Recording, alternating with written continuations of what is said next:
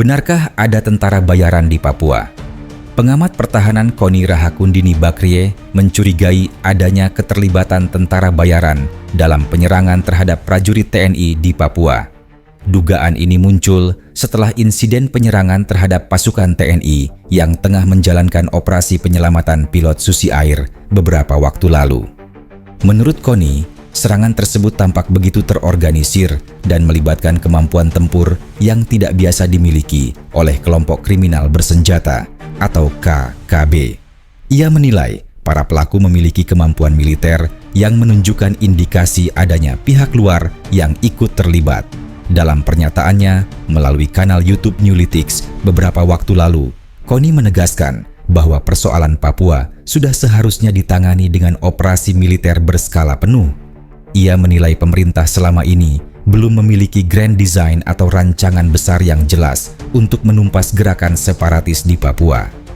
Koni juga menyoroti bahwa faktor-faktor luar negeri yang ikut memengaruhi situasi di Papua sebenarnya sudah diketahui. Karena itu, ia meminta pemerintah lebih tegas dan tidak ragu mengambil langkah strategis demi menjaga kedaulatan negara. Ia bahkan mempertanyakan bagaimana mungkin prajurit TNI yang dikenal sebagai pasukan elit bisa kewalahan menghadapi kelompok tersebut. Koni menegaskan, hal ini perlu dijawab langsung oleh Kepala Staf Angkatan Darat dan Komandan Jenderal Kopassus. Lebih lanjut, Koni menyebut bahwa KKB di Papua kini sudah tidak bisa lagi disebut sekadar kelompok pemberontak. Ia menilai mereka telah bertransformasi menjadi kelompok teroris yang mengancam stabilitas nasional. Karena itu, TNI diminta untuk bertindak tegas dengan pendekatan militer yang lebih terencana. Ini jangan lagi dibungkus dengan istilah lain. Tegaskan saja bahwa ini kelompok separatis, dan separatis harus ditangani melalui operasi militer, tegas Koni. Ia juga mengingatkan bahwa kemungkinan besar pihak yang bertempur melawan TNI bukan hanya orang Papua, tetapi ada unsur tentara bayaran dari luar negeri yang ikut memperkeruh keadaan. Artinya, bisa jadi yang dihadapi TNI bukan pasukan lokal, tapi tentara bayaran. Dan ini yang harus benar-benar diwaspadai, kata Koni menegaskan. Berikut pernyataan lengkapnya. Buat aku tuh adalah pukulan fatal ketika tentara khusus kita atau benar-benar pasukan khusus kita yang katanya nomor 3 dunia, katanya nomor 5 dunia, namanya Kopassus itu. Kenapa bisa kemarin tuh luluh lantak yang kejadian terakhir yang 36 orang? Karena begini 36 orang apa? Ya, korban kan diserbu kemarin. Nah, jadi gini loh, satu Kopassus itu hitungannya 20 prajurit. Di mana-mana kenapa Kopassus itu atau pasukan khusus, pasukan elit itu kenapa jadi hebat banget dilihat orang?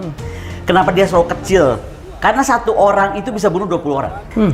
Nah sekarang itu ada pasukan gabungan Kopassus dan Rider. Dan buat gue Rider tuh ya setengah khusus ya. Setengah Kopassus Rider gitu loh, Kostrad. Bayangkan 36 orang, dan gue ngitungnya bego aja. Pernyataannya TNI, TPNPB itu hanya 50 orang. Ini aja bisa isu kita angkat baru nih. Pernyataannya Polri, TPNPB itu 150 orang. Oke? TPNPB itu yang UKB itu ya? Si tentara ini ya, sekarang kan namanya Tentara Pembebasan, pokoknya TPNPB sekarang namanya. Tentara yang kita. Namanya ganti-ganti melulu. Ya, enggak, tentara si OPM. Tentara OPM. Tentara OPM itu namanya sekarang tentara. Makanya gua dukung penuh Panglima Yudo mau operasi tempur naon juga gua dukung aja. Sikat. Sikat, kalau perlu 3 angkatan langsung. Bom aja selesai gitu kan. Nah, jadi gue lupa ya. Jadi pokoknya intinya hitungan gue langsung begini. Dengan itu bisa dikalahkan, dan kalau gue ngomong berarti gue kan tahu detail. Gue nggak boleh ngomong aja apa detailnya. Tapi I know exactly berapa titik dari markas, berapa logistik dukungan yang ada dan tidak ada. Gue tahu, cuman gue nggak bisa omongin. Okay? Jadi data gue satu lah. Jadi kalau ada yang bantah ini, ya gue nggak bisa aja ngomong di publik. Tapi data gue satu. Nah, jadi sekarang hitungan gue berarti gini aja. Itu 36 orang bisa babak belur, ya kan? Dan stres loh, trauma. Kalau sekarang lihat ke rumah sakit, mereka tuh trauma sekali karena melihat kesadisan yang nggak pernah terlihat dalam hidup mereka sebelumnya. Berarti 720 orang kekuatan, which is kan nggak mungkin kalau nggak ada tentara bayaran. Atau pasukan elit juga di situ. Tentara bayaran. Nah, sebentar. Tentara bayaran itu adalah masuk jadi pasukan elit ke TPNPB. Ada yang bilang begini, Bu Koni itu kayaknya mengaburkan gini gitu. Loh, Gue bilang gitu. Sekarang emang lu kalau pikir pasukan elit itu bule dari DynCorp datang, terus dari mana lah gue kagak tahu datang, belum tentu. Kita tuh harus jujur ya, banyak sekali tentara kita dengan program yang salah dan terlalu terburu-buru, itu akhirnya dia jadi tentara, tapi kemudian desersi. Desersi. Ya. Lari mereka. Desersi lari. Lari ini kan bisa dua hal. Dia betul-betul gabung ke TPNPB, which is gua bilang kayaknya nggak mungkin, karena ngapain dia dari orang biasa hidup di kota terus tahu nikmatnya semua, kenapa jadi mesti masuk hutan? Ya. Jadi kalau gue curiga dia yang dibayar oleh I don't know what, you name it. Kita punya di dunia ini ya. Ini gua biar jelasnya. Ada 10 top military Tentara bayaran. 11 lah. Tentara bayaran. Ada DynCorp, itu gua merahin tuh. Pokoknya yang gue curiga itu DynCorp main, Airins, ya kan, Unity Resource Group atau G4S. Oke? Itu yang gue curiga masuk. Karena kalau G4S itu dia udah ada di 620.000 tentaranya. Bisa di mana aja.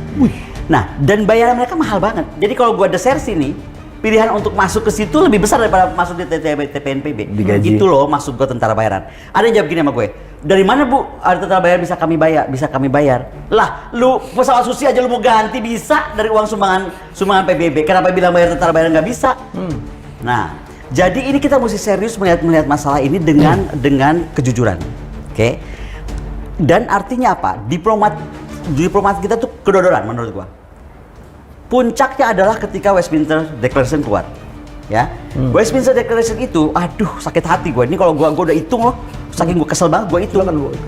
Gue hitung berapa orang dari Australia, berapa orang dari Inggris, berapa orang dari Vanuatu, berapa orang dari Belgia, ada 1 orang, ya kan? Dan apa coba yang paling mengerikan?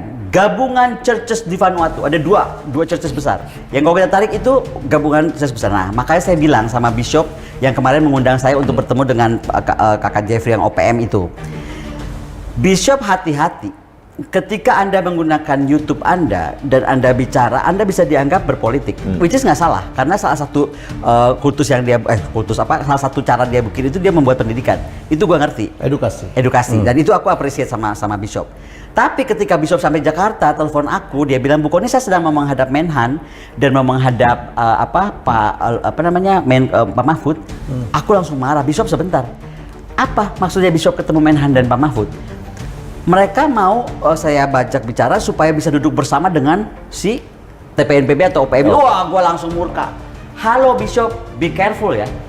Satu, ini negara kedaulatan Republik Indonesia. Menhan gue itu Menhan negara. Pak Mahfud kita juga negara, negara. instrumen negara. Mereka pemberontak, nggak level lah ditemuin oleh. Dan akan ditemuin. Ngomongnya nggak level kok. Betul nggak? Satu, jadi jangan Pak Menhan saya titip ya, jangan mau demi kampanye apalagi. Kemudian Pak nggak boleh ya. Dan Pak Mahfud jangan mau juga Pak. Bapak jauh banget tinggi posisinya.